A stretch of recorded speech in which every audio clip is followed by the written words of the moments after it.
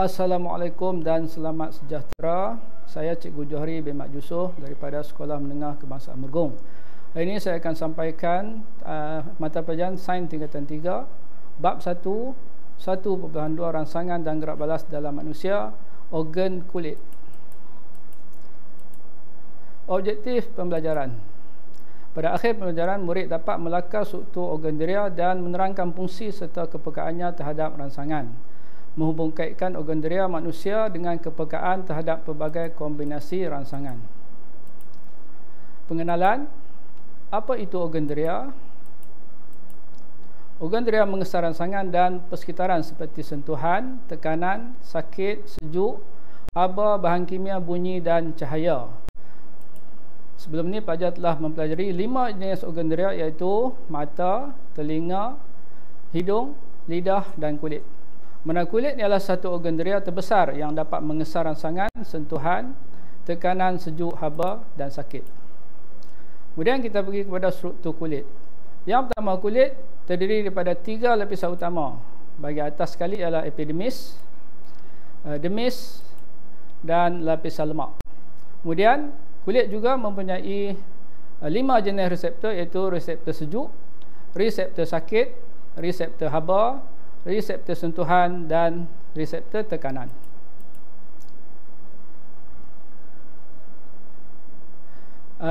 Lapisan yang paling tengah iaitu dermis. Dermis terdiri daripada lapisan tebal tisu penghubung. Dermis mengandungi reseptor untuk mengesan kesakitan, sejuk, panas, sakit dan tekanan. Manakala epidermis pula, iaitu lapisan yang paling atas. Epidermis adalah lapisan paling luar, mengandungi sel-sel mati dengan keratin, peka terhadap kesakitan. Fungsi reseptor. Reseptor ialah hujung saraf pada kulit yang peka terhadap rangsangan. Kulit mempunyai 5 jenis reseptor, iaitu yang pertama, reseptor sejuk, mengesan suhu yang lebih rendah daripada suhu bilik. Contohnya, kalau kita berada tempat sejuk, reseptor sejuk akan mengesan suhu kawasan tersebut. Yang kedua, reseptor sakit, mengesan kesakitan, bilangan yang paling banyak di kawasan kulit kita. Itu contohnya kita tercucuk dengan jarum dan sebagainya. Reseptor haba, mengesan suhu yang tinggi daripada suhu bilik.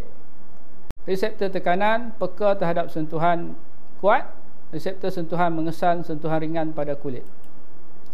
Fungsi organ deria sebagai fungsi kulit sebagai organ deria. Mengesar rangsangan seperti sentuhan, tekanan, haba, sejuk dan kesakitan. Yang kedua, melindungi badan daripada kesederaan dan jangkitan. Yang ketiga, menyampaikan maklumat kepada otak melalui saraf deria.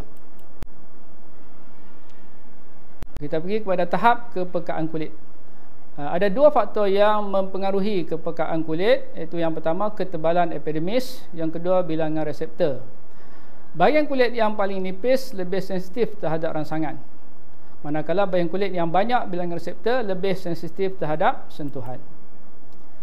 Ini contoh bahagian kulit yang peka terhadap rangsangan adalah seperti bahagian leher, pipi, hujung jari, ketiak, kelopak mata, bahagian belakang telinga dan bahagian belakang tengkuk. Bahagian ini kulitnya nipis dan banyak reseptor. Manakala bahagian kulit yang kurang peka terhadap rangsangan adalah seperti bahagian siku, tapak tangan dan tapak kaki. Bahagian ini epidermisnya tebal dan mempunyai kurang reseptor. Kemudian kita pergi kepada contoh soalan kebat.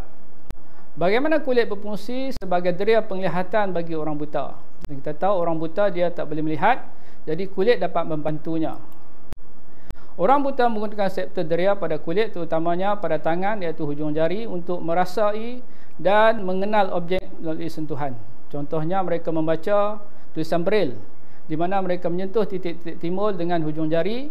Kulit membantu mereka melihat persekitaran melalui maklumat, sentuhan, tekanan dan tekstur.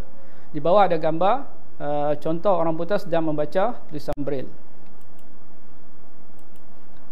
Aktiviti dan soalan. Saya sediakan beberapa soalan untuk murid-murid mencuba. Itu yang pertama, nyatakan 3 jenis reseptor di kulit. Yang kedua, mengapa kulit penting sebagai organ deria. Ketiga, apakah kegunaan kepekaan kulit dalam kehidupan harian. Dan saya sediakan jawapannya untuk slide seterusnya. Murid-murid boleh rujuk jawapan seterusnya.